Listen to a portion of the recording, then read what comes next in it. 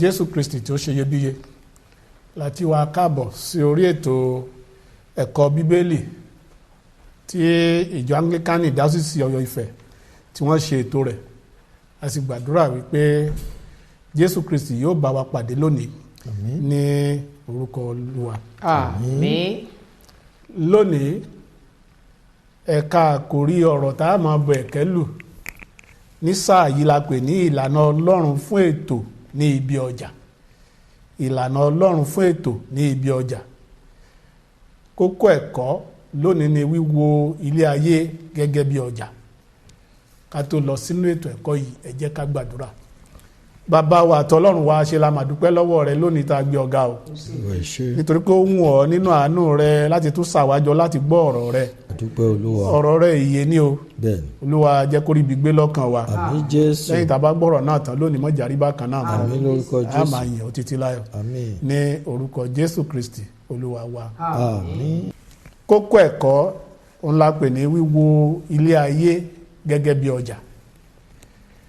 Ibi kíkà wa la ó rí nínú ìrere tí a tọwọ́ Lúùkù kọ orí ìkọkàndínlógún ẹsẹ̀ ìkejìlá sí ẹsẹ̀ ìkẹtàdínlọ́gbọ̀n. Ká tó lọ kà á, mo fẹ́ fi àwọn tó wà lórí ètò lónìí hàn wá. A kí màmá wa, màmá Deborah Atóbálò, káàbọ̀ sórí ètò yìí o. Màmá, ṣàlàáfíà lẹ́dẹ́ o. Àlàáfíà ni ẹ kú lẹ́sà. Gbogbo ilé ńkọ́ o. Àlàáfíà ni ilé wa o. Bẹ́ẹ̀ la ń kí bàbá wa, ọmọ ọba, bàbá ọba John Olúrọ́pò Ògúnwùsì. Bàbá, ẹ ṣé, káàbọ̀ sórí ètò yìí o. ẹ ṣé atọ́kùn. Ṣàlàáfíà làbá yín o. Ṣàlàáfíà lẹ́dẹ́ o. Ẹ kú iṣẹ́ Olúwa. Adúpẹ́ tá a pè yín tẹ̀sí wá. Àdúpẹ́ lọ́wọ́ Ọlọ́run. Lórúkọ Jésù, àjíǹde ara máa jẹ́ fún yín o. Àmín Olúwa. Ní báyìí a pè màmá wa, màmá Atóbálò, kí wọ́n bá wa ka ibi kíkà wa ti àárọ̀ yìí. Ibi kíkà wa ti àárọ̀ yìí wà nínú ìwé Lúùkù orí ìkọkàndínlógún. A ó kà láti ẹsẹ̀ ìkejìlá títí dé ẹsẹ̀ ìkẹtàdínlọ́gbọ̀n. Ó sì wí pé ọkùnrin ọlọ́lá kan ń re ìlú òkèrè lọ gba ìjọba fún ara rẹ̀ kí ó sì padà. Ó sì pe àwọn ọmọ ọ̀dọ̀ rẹ̀ 10. Ó fi mínà 10 fún wọn. Ó sì wí fún wọn pé ẹ máa ṣòwò títí èmi ò fi dé. Ṣùgbọ́n àwọn ọlọ̀tọ̀ ìlú rẹ̀ kórìíra rẹ̀, wọ́n sì rán ikọ̀ tẹ̀lé e wípé àwa kò fẹ́ kí ọkùnrin yìí jọba lórí wa. Ó sì ṣe, nígbà tí ó gba ìjọba tán tí ó padà dé, ó pàṣẹ pé kí a pe àwọn ọmọ ọ̀dọ̀ wọn nì wá sọ́dọ̀ rẹ̀ tí òun ti fi owó fún, nítorí kí ó lè mọ iye èrè tí olúkúlùkù fi ìṣòwò jẹ. Èyí èkíní sì wá, ó wí pé olúwa, mínà rẹ jèrè mínà 10 sí. Ó sì wí fún un pé o ṣeun, ìwọ ọmọ ọ̀dọ̀ rere, nítorí ìwọ ṣe olóòótọ́ lé ohun kíkiní, gba àṣẹ lórí ìlú 10. Èyí èkejì sì wá, ó sì wí pé olúwa, mínà rẹ jèrè mínà 5. Ó sì wí fún un pẹ̀lú pé ìwọ ó joyè ìlú 5 sí. Òmíràn sì wá, ó wí pé olúwa, wo mínà rẹ tí ń bẹ lé ọwọ́ mi, tí mo ti dì sínú gèlè, nítorí mo bẹ̀rù rẹ, àti nítorí tí ìwọ ṣe òǹrorò ènìyàn. Ìwọ a sì mú èyí tí ìwọ kò fi lélẹ̀, ìwọ a sì máa ká èyí tí ìwọ kò gbìn. Ó sì wí pé lé ẹnu ara rẹ náà li èmi ò ṣe ìdájọ́ rẹ, ìwọ ọmọ ọ̀dọ̀ búburú. Ìwọ mọ̀ pé òǹrorò ènìyàn ni mí, pé èmi a máa mú èyí tí èmi kò fi lélẹ̀, èmi a sì máa ká èyí tí èmi kò gbìn. Èyí a sì ti ṣe tí ìwọ kò fi owó mi sí ilé èlé, nígbà tí mo bá dé, èmi ìbá béèrè rẹ̀ ní tòun ti èlé. Ó sì wí fún àwọn tí ó dúró létí ibẹ̀ pé ẹ gba mínà náà lọ́wọ́ rẹ̀, kí ẹ sì fi fún ẹni tí ó ní mínà 10. Wọ́n sì wí fún pé olúwa, ó ní mínà 10. Mo sì wí fún yín pé ẹnikẹ́ni tí ó ní lè a ó fi fún, àti lọ́dọ̀ ẹni tí kò ní, èyí náà ni wọn ó gbà lọ́wọ́ rẹ̀. Ṣùgbọ́n àwọn ọ̀tá mi wọn nì, tí kò fẹ́ kí èmi kí ó jọba lórí wọn, ẹ mú wọn wá nísinsìnyí, kí ẹ sì pa wọ́n níwájú mi. Èyí ni ọ̀rọ̀ Olúwa. ọpẹ́ ni fún Olúwa. ọ̀rọ̀ àkọ́sọ. ọjà jẹ́ ibi tí a ti ń ṣe káràkátà onírúurú ènìyàn ni ó sì máa nájà láti onírúurú ìlú, ṣùgbọ́n bó pẹ́ bóyá ọjà á tú tí a ó sì padà sílé. gbogbo àwọn ènìyàn tí Ọlọ́run dá sí ayé wá sáyé láti nájà ni. lẹ́yìn tí ọjà bá sì ti tú, a ó padà sílé láti jíìn ohun tí àgbélé ayé ṣe. nínú ìrere ti Lúùkù orí 19 tí a kà yìí, a ṣe àfihàn àwọn ọ̀dọ́ tí a fún ní owó ìrìnnà láti fi ṣe òwò. nígbàtí àwọn kan ṣe olóòótọ́, àwọn kan ya onílọ́ra àti ọ̀lẹ, aláìṣòótọ́ àti òpùrọ́. nígbàtí Olúwa àwọn ọmọ ọ̀dọ̀ wọ̀nyí dé, ó pè wọ́n sọ́dọ̀ ara rẹ̀ láti mọ iye èrè tí olúkúlùkù wọn jẹ. a tún lè rí nínú ìhìnrere ti Mátíù orí 25 ẹsẹ̀ 14 sí ẹsẹ̀ 30. Ọlọ́run fún olúkálùkù kìrìsìtẹ́nì ní ẹ̀bùn láti lò, kí a sì fi tálẹ́ǹtì tí a fún wa jèrè fún ìmúgbòòrò sí ìjọba Ọlọ́run. ìgbéníjà tí ó wà fún wa ni pé bí a ṣe wá sí ayé, ó yẹ kí a máa rántí pé a ó jíyìn nípa ìwà àti ìṣe wa níwájú Ọlọ́run.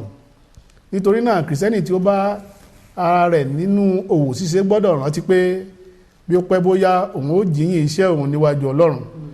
nítorí náà ìṣòwò wa gbọ́dọ̀ yàtọ̀ sí ti àwọn aláìgbàgbọ́ ní gbogbo ọ̀nà. àwa tá a bá pera wa ní kìrìsìtẹ́nì, Bíbélì jẹ́ kó yé wa wípé ìṣòwò tiwa gbọ́dọ̀ yàtọ̀ síra wa tó sí ti àwọn ènìyàn, torí pé lọ́jọ́ kan wà tá a kọjú sí ìtẹ́ ìdájọ́, tá a jí iṣẹ́ wa. ká tó lọ sí ìbéèrè fún ìjíròrò, mo fẹ́ fi síta WhatsApp nọ́mbà wa níbi tẹ́ ẹ lè pè wá sí. ẹ lè tẹ àtẹ̀ránṣẹ́ sí nọ́mbà yìí lórí ohun tá a máa sọ lónìí. bàbá sì ti rí àtẹ̀ránṣẹ́ yín, a ó dá yín lóhùn tàbí ká tún gbé wá sórí afẹ́fẹ́ fún àjọsọpọ̀ lórí rẹ̀. WhatsApp nọ́mbà náà ni 081 47 19 4733. lẹ́ẹ̀kan sí 081 47 194733. ìbéèrè fún ìjíròrò. bàbá atọ́kùn, ọmọọba Rọ́pò Ògúnwùsì, mo fẹ́ kẹ́ ṣàlàyé ní ṣókí bí ayé ṣe dà lónìí. ẹ ṣe atọ́kùn. Yes sir. gbogbo alamọ ẹsẹ̀ tí ó bẹ̀rẹ̀ ní Bíbélì ní Genesis orí 1 ẹsẹ̀ 1 pé ní àtètèkọ́ṣe Ọlọ́run dá ọ̀run òun ayé. Bíbélì sì ti sọ fún wa wípé ohun gbogbo tí Ọlọ́run dá dáradára ni, ṣùgbọ́n báwo ni ayé ṣe dà lọ́jọ́ tèmi? tá a bá ní ká dákẹ́ wo ìwé Jòhánù orí 1 ẹsẹ̀ 10 tó kà báyìí pé òun sì wà lé ayé, nípasẹ̀ rẹ̀ la sì ti dá ayé, ayé kò sì mọ̀. ọ̀rọ̀ Ọlọ́run sọ fún wa wípé ní Jòhánù orí 1 ẹsẹ̀ 1 gan wípé lé àtètèkọ́ṣe lé ọ̀rọ̀ wà, ọ̀rọ̀ sì wà pẹ̀lú Ọlọ́run, Ọlọ́run sì lé ọ̀rọ̀ náà. Jésù Kristi lé ọ̀rọ̀ Ọlọ́run. nígbà tí Ọlọ́run máa dá ayé, mẹ́ta lọ́kan ni: Ọlọ́run Baba, Ọlọ́run Ọmọ, Ọlọ́run Ẹ̀mí Mímọ́.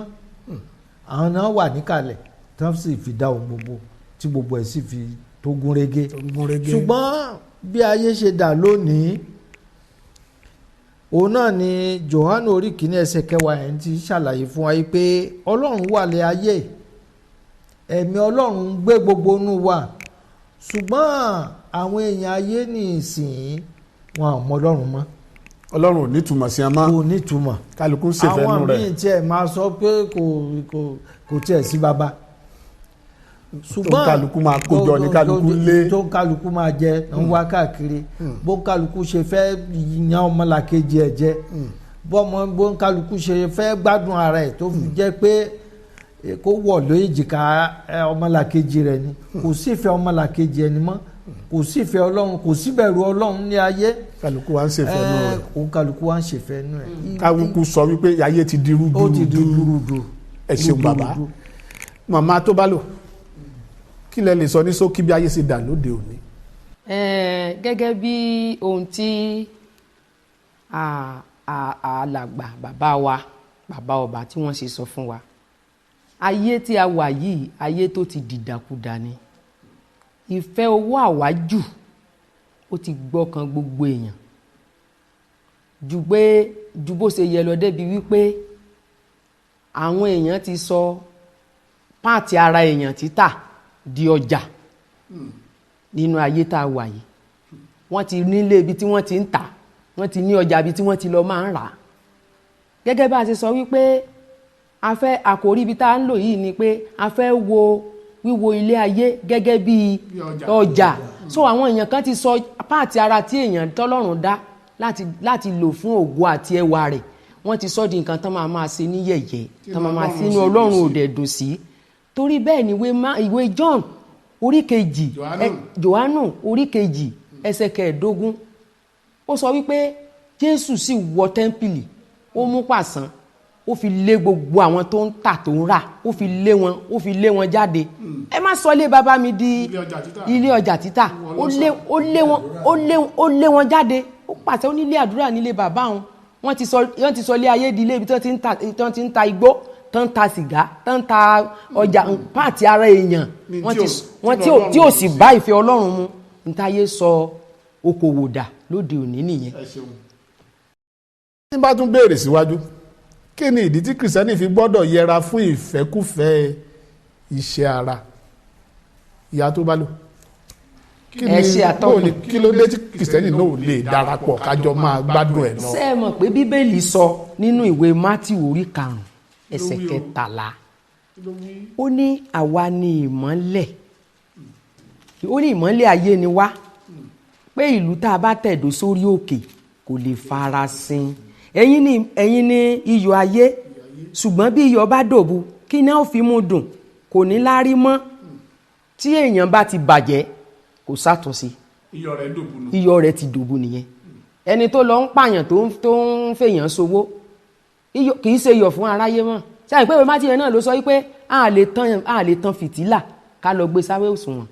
Ẹni bá ti lọ ń pààyàn tó ó ti gbé fìtílà àti sábẹ́ òṣùwọ̀n kò sì lè mọ́lẹ̀, kò lè fi mọ́lẹ̀ hàn fáráyé. Ìdí pàtàkì náà nìyẹn tí a fi gbọ́dọ̀ yẹra kúrò nínú ìfẹ́kúfẹ́ ti ara.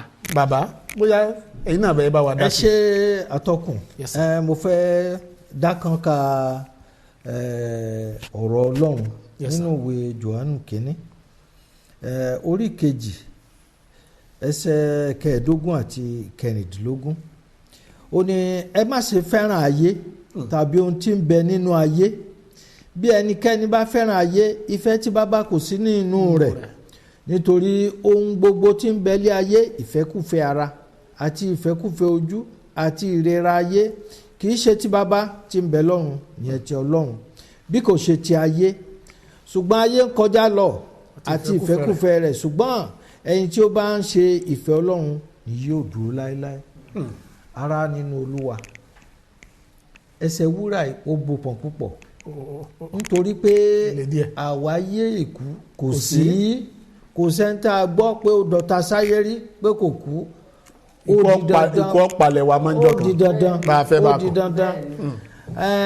Bíbélì sọ fún wa pé bàbá ti wá ayé ẹ̀ẹ̀kan náà sì ni. Tá a bá sì ti papòdà tá a lọ jẹ́yàn fún Ọlọ́run, ìdájọ́ ń bẹ. Kì í ṣe pé kákan wálé ayé kákan ló bó ṣe wù wá rádaràdarà ká sì máa lọ. Ibì kan wà tá a ti pàdé. Ó di dandan. Tá a ti lọ jíyìn iṣẹ́ wa. Tá a máa ti jíyìn iṣẹ́ wa. Gbogbo tá a ṣe nínú ara bí rere ni o, bí búburú ni o. Ẹ ṣé bàbá. Ẹ jẹ́ ká tún tẹ̀síwájú ní àwọn ìbéèrè wa. Wọ́n ní báwo ni kìrìsìtẹ́nì ṣe lè tún ayé yìí ṣe láì di ipò ńlá mú láwùjọ? Báwo ni kìrìsìtẹ́nì ṣe lè tún ayé yìí ṣe láì di ipò kankan mú láwùjọ? Bàbá ẹ ṣe atọ́kùn. Ògúnwùsì, yẹsà ẹ bá wa dá sí. Ọ̀rọ̀ tí mo fẹ́ fi ṣe àkàwé lórí eléyìí òun náà ni pé iṣẹ́ ara àti iṣẹ́ ẹ̀mí òun ló farahàn nínú ayé. gbogbo àwọn tó jẹ́ pé ó ń ṣe rúdurùdu àwọn tó ń fi èèyàn ṣoògùn owó ni ẹlòmíràn gan kò tiẹ̀ kò náání òbí tó bí ẹlòmíràn àmúyẹ ẹ̀ kò sí tí ò ní fi ṣe tán ẹlòmíràn lè mú bàbá ẹ̀ kò sí tí ò ní fi ṣe tán ó fi wá nǹkan jẹ ó fi wá nǹkan tí ó jẹ ọlọ́run àánú yóò máa kó wa yọ. àmín Jésù. ní tó wà ń bẹ̀ òun náà ni wípé ní ìwé Róòmù orí 12 bẹ̀rẹ̀ sí kà ní ẹsẹ̀ kìíní sí ẹsẹ̀ kejì ó ní òun fi ìyọ́nú ọlọ́run bẹ̀ wá ará pé ká fi ara wa sílẹ̀ gẹ́gẹ́ bí ẹbọ ààyè fún ọlọ́run nítorí pé ohunkóhun tá a bá ti fi fún ọlọ́run ìfihàn orí 4 ẹsẹ̀ 11 orin tó dáa tí máa ń fẹ́ gbọ́ ni ó ní pé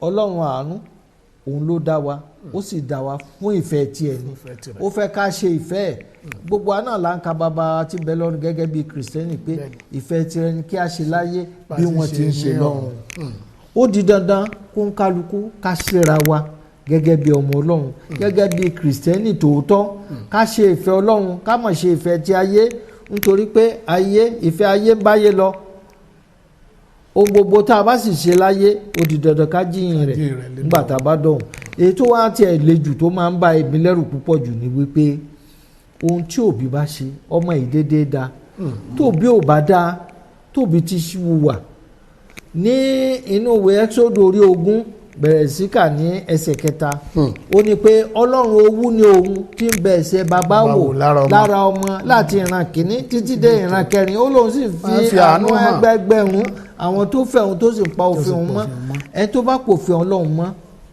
á gbé ayé ìdẹ̀rùn àti àwọn ìran ẹ̀ tó ń bọ̀ wá pàápàá wọ́n á máa jẹ̀gbádùn ọlọ́run.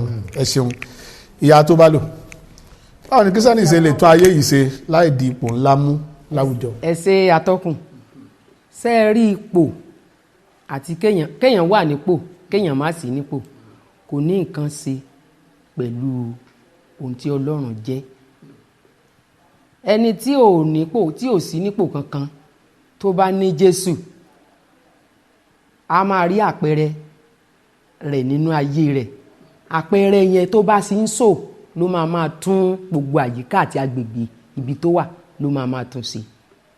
irú èèyàn tẹ́mi jẹ́ irú èèyàn tẹ́yìn jẹ́ ó lè fi àwọn tí ò mọ Jésù wípé ó jẹ́ máa bọ̀ nínú ọ̀nà yìí máa dáa ṣùgbọ́n ẹni tó jẹ́ pé bóyá aṣọ tí ó fi gbogbo ara lẹ̀ tí ó fi gbogbo òdì lẹ̀ ń ló máa wọ̀ ẹjọ́ bóò ló ṣe fẹ́ fi ìlànà Ọlọ́run ẹnikẹ́ni tó wà lágbègbè rẹ̀ bẹ́yẹn pẹ̀lú ìwà àti ìṣe rẹ̀ so a gbọ́dọ̀ yàgò gbogbo ẹnikẹ́ni tó bá fẹ́ fi bíbẹ̀ yẹn ṣe sọ tó bá fẹ́ láì dipò mú tó bá fẹ́ wúlò fi ọ̀rọ̀ Ọlọ́run wúlò láwùjọ ó gbọ́dọ̀ yàgò gbogbo ìfẹ́kùfẹ́ ara nípa fífi ọ̀rọ̀ Ọlọ́run kó máa fi bọ́ àwọn èèyàn tó bá wà láyìíká ẹ̀ kí ìmúra rẹ̀ àti ìwọṣọ rẹ̀ kó bá ti Kristi mu kí ọ̀rọ̀ ẹnu rẹ̀ ìwà ayé rẹ̀ ìgbésí bó ṣe ń gbégbèsí ayé rẹ̀ kó bá ti Kristẹni mu eléyìí máa jẹ́ kán mọ̀ pé ọmọ Ọlọ́run ní í ṣe á dẹ̀ lè máa jèrè ọkàn fún Ọlọ́run. ẹ ṣe púpọ̀ so láì di ipò ńlá mú láwùjọ èèyàn lè ìwà wa ìṣe wa ó lè gbógun Ọlọ́run jáde kí ẹni tí ò tiẹ̀ mọ nǹkan kan pọ̀ Ọlọ́run tó sì wá ń jọba kó lè yí padà sí rere. àdúrà ńkọ́ tá a bá tún gbàdúrà. ṣe rí àdúrà kì í ṣàdúrà nìkan pàápàá torí pé ọ̀rọ̀ Ọlọ́run sọ fún wa ní ìwé mọ́ ó ní kò sí ohun tí a lè rí gbà pàápàá jùlọ pẹ̀lú àdúrà àti àwẹ̀ bí gbogbo nǹkan ṣe dà lórílẹ̀‐èdè wa ká tiẹ̀ wá sílé kì í ṣe gbogbo alájẹ́ mínísítà kì í ṣe gbogbo alájọ́ olóṣèlú tàbí la wà ní igun kan tó jẹ́ pàǹṣàkóso kan ṣùgbọ́n bá gẹ́gẹ́ bí ọmọ Ọlọ́run ká wólẹ̀ lórí eékún wa ká gbàdúrà fún àwọn aṣáájú wa pé ìwọ Ọlọ́run tán wà nípò bá ní fi agbára ẹ̀mí mọ́ yín kúnnú wọn kí wọ́n yí padà sí rere wọ́n lẹ́mí àti ṣe nínú. torí ẹ̀mí Ọlọ́run òun ló ń darí ẹ̀dá ẹni tó bá sì ti jẹ́ pé ó ti gbé Ọlọ́run sẹ́gbẹ̀ẹ́ a jẹ́ pé ti Sátánì ni tààrà ẹ̀ ló sì ṣe kò sì bójú mu. ẹ ṣe àdúpẹ́ ìbéèrè tó tún tẹ̀lé báwo ni kìrìsìtẹ́nì ṣe lè jẹ́ èrè tí ó bá ìfẹ́ Ọlọ́run mu nídìí òwò rẹ̀? Báwo ni kìrìsìtẹ́nì ṣe lè jẹ́ èrè tó bá òfin Ọlọ́run mu nídìí òwò rẹ̀? Ìyá tó bá lò. Ṣé ó tọ́ sí kìrìsìtẹ́nì kó náà máa bù ú? Tó bá ra ọjà Ìbàdàn ní 10 naira kó bá délé Ifẹ̀ kó sọ di 100 naira. owó kóńgò rẹ̀ nídìí. Kó mú kóńgò rẹ̀ kó pa. kó pa ń dì. Báwo ni kìrìsìtẹ́nì ṣe lè jèrè tí ó bá fẹ́ Ọlọ́run mu? ẹni tó bá ti jẹ́ ọmọ Ọlọ́run ṣe mọ̀ pé gbogbo èèyàn ni kìrìsìtẹ́nì. Àwọn kan wà tán jẹ́ kìrìsìtẹ́nì tán tó ń jẹ́ ọmọ Ọlọ́run. Kìrìsìtẹ́nì wọn jẹ́ kẹlòmíì jẹ́ kìrìsìtẹ́nì tí ìsọmọ Ọlọ́run. Tó ń jẹ́ kìrìsìtẹ́nì àwọn ẹgbẹ́ àfẹnujẹ́ lórúkọ. sẹ́ẹ̀rí tó bá jẹ́ kìrìsìtẹ́nì ni tó dẹ̀ jẹ́ ọmọ Ọlọ́run kò ní gbá kóńgò rẹ̀ nídìí tó bá ra ráìsì dé tó gbé dé. Mo fẹ́ ra ráìsì lọ́jà lọ́jọ́ kan obìnrin yẹn bá lọ mú kóńgò lémi ò fẹ́ kóńgò eléyìí. A ní kóńgò tán fi ń ta ráìsì lọ́tọ̀ wọ́n lélẹ̀ tán fi ń ta gàrí lọ́tọ̀ wọ́n lélẹ̀ tán fi ń tẹ̀wà lọ́tọ̀.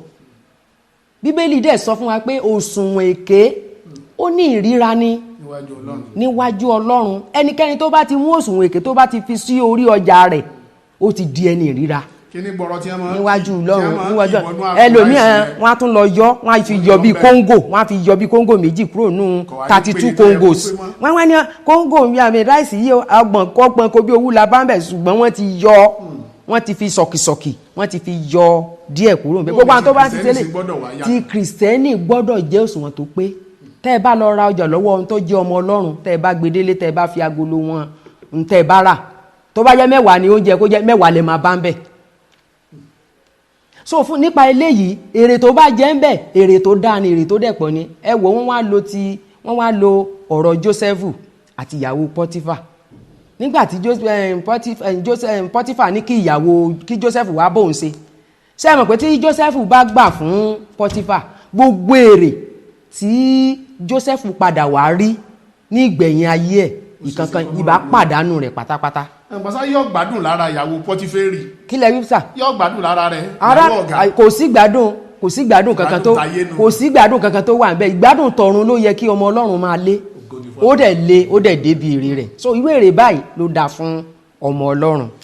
Bàbá ọba ẹ bá wa bẹnu lu tí Jósẹ́fù ṣé kì í ṣe pọ́nkàn fìyà jẹra rẹ̀ tó yẹ kó gbádùn lé Pọ́tíférì. A dúpẹ́ lọ́wọ́ Ọlọ́run láti gba ìwé Jósẹ́fù ló ti ní ìmísí Ọlọ́run ó sì ti ní ohun tí ó ti rí tọ́lọ́run ti fi hàn wípé gbogbo àwọn ọmọ bàbá òun o wọ́n bẹ̀rẹ̀ sí wólẹ̀ fóun o àwọn lọ sóko ìtì tó nìkan ló dúró ìtì tí àwọn yòókù ó bẹ̀rẹ̀ sí tẹríba pẹ̀lú gbogbo ilé ìgan tó tún fẹnu fọ́rọ́ sọ fún àwọn ọmọlàkejì ẹ̀ wọ́n bẹ̀rẹ̀ sí kórìíra ẹ̀ ibi tí Ọlọ́run ti bẹ̀rẹ̀ sí rán Jósẹ́fù lọ ibi tí ó ti máa wúlò nìyẹn náà ńgbà tí ó wá dé ọ̀dọ̀ ti Pọ́tíférì rí ẹ̀mí Ọlọ́run lára ẹ̀ ó fohùn gbogbo tó wà nínú ilé ó fi jí ìpín ẹ̀ ó ní kó máa darí ẹ̀ ó ní ṣùgbọ́n o ìyàwó nìkan ó gbọ́dọ̀ débẹ̀ o èèwọ̀ ní fún ẹ o.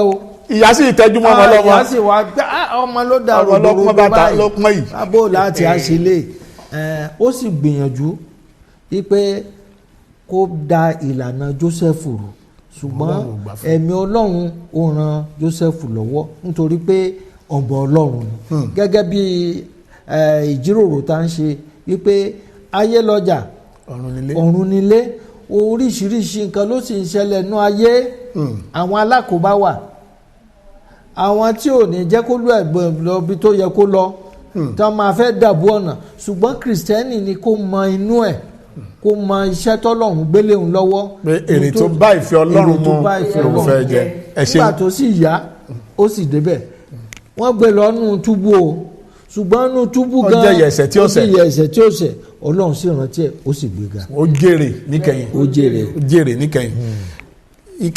ìkarùn-ún nínú ìbéèrè tó máa kẹ́yìn ètò yìí lónìí wọ́n ní kí ni èrè fún ọmọ ọ̀dọ̀ tó ṣe iṣẹ́ rẹ̀ pẹ̀lú òtítọ́. ṣe rí ọmọ Ọlọ́run tó bá ṣiṣẹ́ ìríjú rẹ̀ ó ṣe yẹ kó ṣe èrè wà fún. Ìwé Àìsáyà 54:14 ó sọ lákọ̀ọ́kọ́ ó ní òun ó fi ìdí ẹni yẹn múlẹ̀ díẹ̀ ó dùn lẹ̀ dáadáa. yóò ránṣẹ́ walẹ̀ ní gbogbo ibi tó bá ti dé, that means pé àyè máa gbà á. ìkejì ó ní yóò jìnnà sí ìnira, pé ìnira ó máa jì láyé kò ní fìgbà kankan rí ìnira. ìkẹta nítorí ìbànújẹ́ ni o, wàhálà ni o, ìpọ́njú ni o, kò ní súnmọ́ àgọ́ ẹ̀. ẹ ṣé mo dúpẹ́ bàbá. síwájú sí ọ̀rọ̀ Ọlọ́run tún sọ fún wa nínú ìwé Isaiah 54 táwọn sọ yẹn wípé ẹ̀rù á kúrò ń bẹ̀. yàtọ̀ fẹ́lẹ̀ gan-an nínú ìwé Sáàmù 91 wípé ó ní ẹ̀mí gígùn ló máa fi tẹ́ wa lọ́rùn. ẹni tó ń gbègbè ayé burúkú, tó ń mu gbó, tó ń mu kankan, tó ń ṣe gbá àwọn ẹ̀mí ẹ̀ ò lè gùn. ṣùgbọ́n tó nífẹ̀ẹ́ Ọlọ́run, tó ń ṣe jẹ́jẹ́, tó bẹ̀rù Ọlọ́run, tó nífẹ̀ẹ́ ọmọlàkejì rẹ̀, ó di dandan kí inú Ọlọ́run kó sì rí èrè ìgbàgbọ́ jẹ. lẹ́ẹ̀kan sí mo kí bàbá wa ọmọọba John Olúrọ́pọ̀ Ògúnwùsì tí wọ́n ti ń bá wa jíròrò látàárọ̀. ẹ ṣé atọ́kùn. bẹ́ẹ̀ náà ni mo kí màmá wa màmá Deborah tó bá lò. atọ́kùn ẹ ṣé o. èmi náà kí ara mi fẹ́rí Reverend Samson Àwòyọ̀dé tó jẹ́ atọ́kùn ètò yìí. àdúpẹ́. ọ̀rọ̀ parí, kìrìsìtẹ́nì gbọ́dọ̀ fi ara hàn bí olóòótọ́ kí ó sì fi Ọlọ́run ṣe àkọ́kọ́ nínú ìdáwọ́lé rẹ̀, kí ó ṣe ohun gbogbo ní ìbẹ̀rù Ọlọ́run. kìrìsìtẹ́nì gbọ́dọ̀ jẹ́ ẹni tó fi Ọlọ́run ṣe àkọ́kọ́ ní gbogbo ohun tó bá ń ṣe, kó sì ṣe tán ní gbogbo ìgbà láti rí wípé bí Ọlọ́run ṣe fẹ́ lòun ṣe, kó má jẹ́ kí èrè ayé yìí kó wọ̀ òun lójú, kó fi sọ ìjọba ọ̀run nù. lórúkọ Jésù, ìjọba àní fi ayé yìí ba ọ̀run wa jẹ́. àmín. bàbá wa, ẹ̀yin lẹ́bàá wa kẹ́ ẹsẹ̀ àkọ́sórí wa lónìí. ẹ ṣé atọ́kùn. ẹsẹ̀ àkọ́sórí wa la máa rí nínú ìwé Kọ́ríńtì kejì orí 5 ẹsẹ̀ 10. nítorí pé gbogbo wa kò lè ṣàì má fi ara hàn níwájú ìtẹ́ ìdájọ́ Kristi. nítorí pé gbogbo wa kò lè ṣàì má fi ara hàn níwájú ìtẹ́ ìdájọ́ Kristi. kí olúkúlùkù kí ó lè gba nǹkan wọn nì tí ó ṣe nínú ara. kí olúkúlùkù kí ó lè gba nǹkan wọn nì tí ó ṣe nínú ara. gẹ́gẹ́ bí èyí tí ó ti ṣe. gẹ́gẹ́ bí èyí tí ó ti ṣe. ìbá ṣe rere. ìbá ṣe rere. ìbá ṣe búburú. ìbá ṣe búburú. lẹ́ẹ̀kan sí mo kí gbogbo ẹ̀yin tẹ́ ń gbọ́ wa tàbí tẹ́ ń wò wá láti ilé. mo sì gbàdúrà fún wa lórúkọ Jésù Kristi, àní fi ayé wa bọ ọ̀run wa jẹ́ o. àmín. ilé ayé ọjà ni o. bẹ́ẹ̀ni. a ó parí rẹ̀ síbi kan lọ́jọ́ kan. bẹ́ẹ̀ni. níbi tí ó ń kálukú wa ó ti káwọ́ sẹ́yìn tá a rojọ́ níwájú Ọlọ́run. ní ọjọ́ náà ohun mi ò mọ̀ rí kò ní fọ̀ sí wa. àmín. ẹ jẹ́ ká gbàdúrà. bàbá dúpẹ́ lọ́wọ́ yín agbẹ́yìnga fún ilé ìtẹ́ fún wa lórí ọ̀fẹ́ láti ṣe lónìí. dúpẹ́ ó Kristi. ti sọ fún wa wípé ilé ayé ọjà ni. bẹ́ẹ̀ni. bàbá ayé wa má jẹ́ ó bọ ọ̀run wa jẹ́ o. àmín gbogbo Jésù. àwọn tá ti gbọ́rọ̀ yìí lónìí tábà rẹ́nikẹ́ni tó ti tọwọ́ bọ wàhálà àti ìdààmú ayé tó ń wá èrè ayé, Olúwa yí wọn padà o. àmín. kí ìjọba ọ̀run kó jèrè fún gbogbo wa. àmín. adúpẹ́ nítorí pé ẹ ti gbọ́ o. Olúwa ẹ ṣeun. ní orúkọ Jésù Kristi Olúwa wa. àmín.